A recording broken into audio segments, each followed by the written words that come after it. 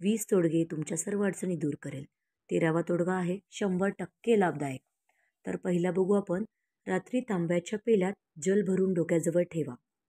दुसरा, शिक्षक किंवा मंदिर पुजाऱ्याला पिवळ्या रंगाचे कपडे दान करावे, कारण नेहमी आपल्या घरात देशी गूळ ठेवावा.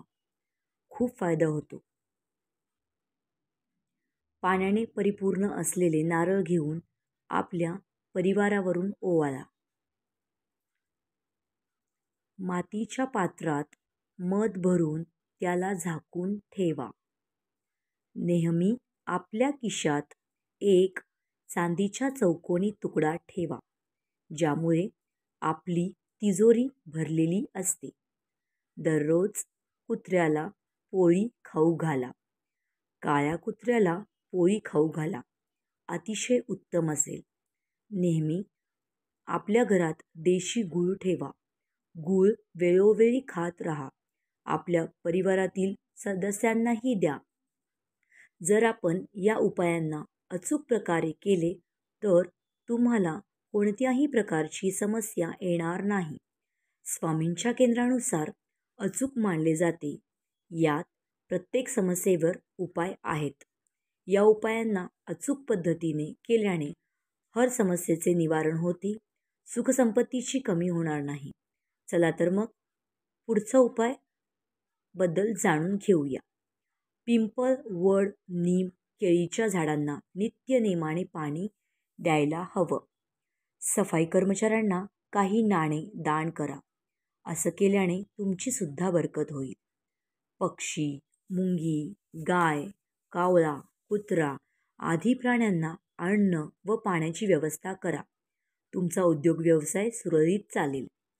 चांदी किंवा तांब्याचा ग्लास मध्ये पाणी पिणे लाभदायक असते. पित्तशामक आजार होणार नाहीत. वाहत्या पाण्यात रेवडी व बताशे वाहू घाला. खूप पुण्याचे कार्य आहे. बुधवारच्या दिवशी कन्यांना हिरव्या रंगाचे वस्त्र व बांगड्या दान करा. बुध ग्रहाची साथ राहील व तुमचे सौभाग्य वाढेल. रात्री तांब्याच्या पेल्यात जल भरून डोक्याजवळ ठेवा व सकाळी उठल्यावर बाहेर फेकून द्या. घरातील नकारात्मक शक्ती निघून जाईल. स्वामींच्या केंद्रात जाणे व सकाळी तारक मंत्रचा पठण करणे. वास्तुदोष मिटवण्यासाठी कापूर खूप शक्तिशाली मानले गेले आहे.